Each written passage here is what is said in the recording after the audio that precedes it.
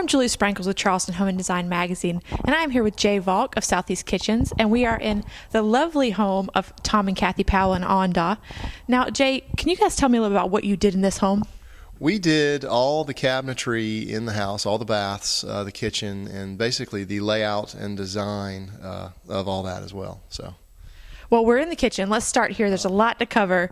First of all, we'd be remiss if we did not mention this massive kitchen island. Tell me a little bit about this. And is this something you're seeing a lot more now, these islands of this size? I am. The larger island for a long time was kind of frowned upon due to the fact that you would have a seam in the granite. So a lot of people try and stay under that magic 118-inch mark. And this thing's basically 16 feet long here. And the reason, or one of the main reasons it grew to that length, is we have two support beams on either end, one on either end, and so it had to be that long, plus it complements the length of the wall where we're at here. And the seam is barely noticeable. And it's done in an old world chicory on maple, just a real rustic stain. Complements the pine floors real well. Yeah, it has a very custom look, and that's something good. You mentioned the support beams. This is something that people don't really realize a lot, is that sometimes you feel like you're boxed in by a certain design consideration, but this looks like it was just part of the design all along.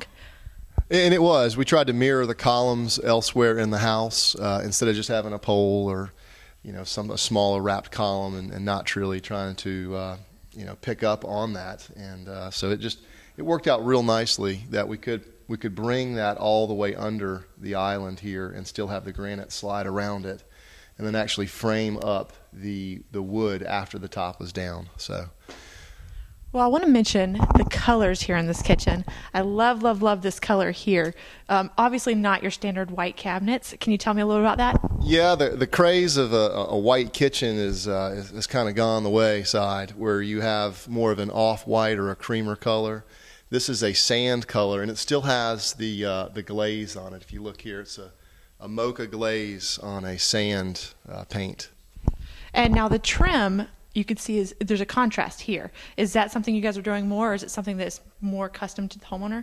Well, it's to each their own, but a lot of people are trying to get away from the cabinetry being similar paint color to the trim, because we want the cabinet to look like its own individual piece of furniture and the trim to look like trim. So if you look up there, you can see kind of the two contrasts, how that is more of a linen color and this is more of a sand color. Which is beautiful. It also blends, but it adds a good bit more depth to the room. It does, without a doubt, yes.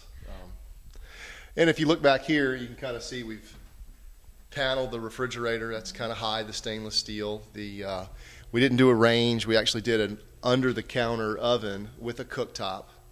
It's pretty nice to, instead of just having a wider 36-inch range. And then the microwave's kind of hidden over there in the corner too. We didn't want to have it in a wall cabinet. I think one of the original designs had the microwave in that cabinet over there, which would really kind of kill the view from looking back from the dining room into the kitchen when you see that appliance. So it's kind of tucked away nicely in the corner over there.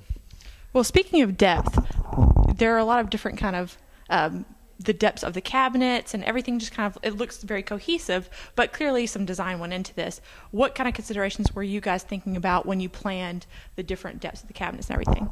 Well, I like to do in, out, up, down. I mean, if you look here, you've got the different depths of the cabinet. These two are the same depth. They're 13 inches deep.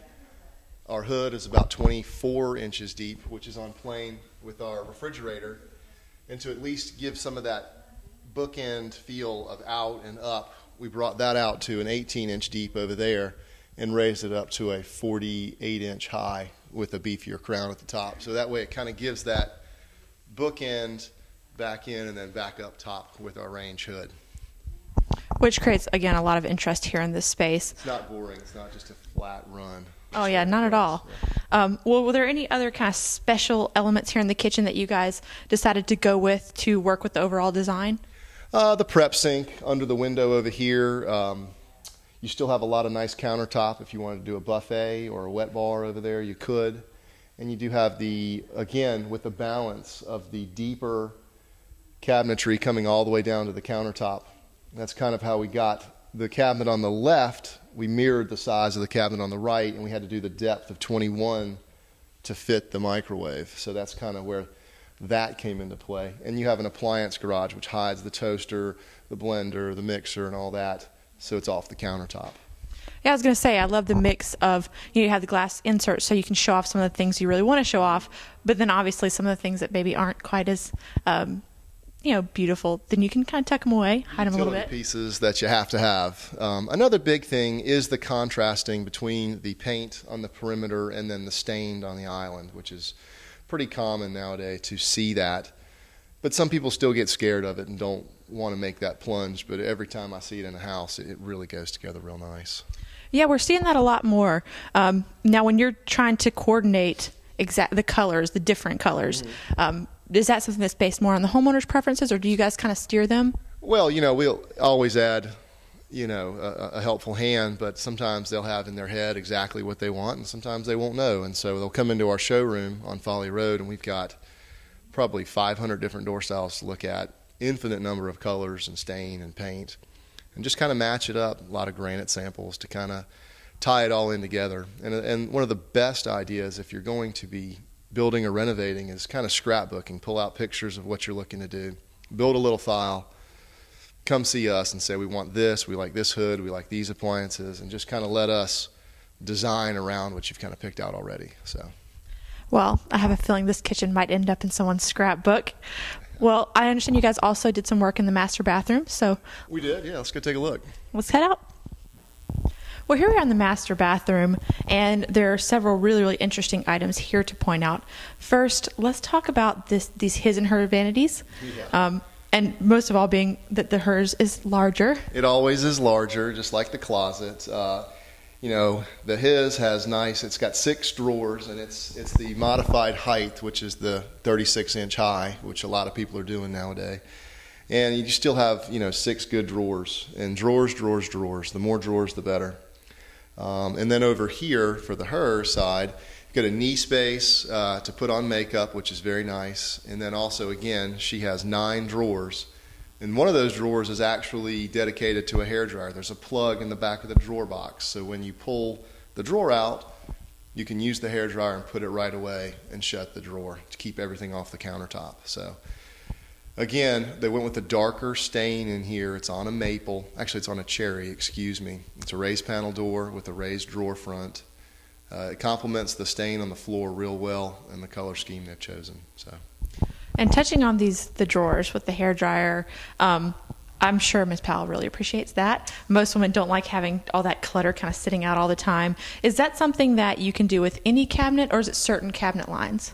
Well, you can do that with any cabinet. You just kind of have to coordinate with the electrician on where to stub out a plug for that. And there's a pancake plug in the back of the drawer box. Well, obviously, you've put a lot of thought into this master bathroom. There's some really cool features here. You also did some other bathrooms in the house. Can you tell me about those? We did the 2 baths upstairs, the 2 guest baths. Again, one, it's basically drawers everywhere we can stick a drawer except under a sink. And there are varying colors of stain up there as well to match the grass cloth on the walls, the floor tile, and so on and so forth. Well, the work is beautiful. It speaks for itself. Now, people are obviously going to want to come and check you guys out, talk to you a little bit once they see this. How can people reach out to you? Oh, they can see us on the web at sekitchens.com or come by our showroom at 759 Folly Road. We've been in business for over 22 years now, I believe, and no plans on going anywhere anytime soon. So we'd love to have y'all come in and check us out. And our telephone number is 843-795-8809. Well, thank you so much for having us. Again, we've been speaking with Jay Vaulk with Southeast Kitchens.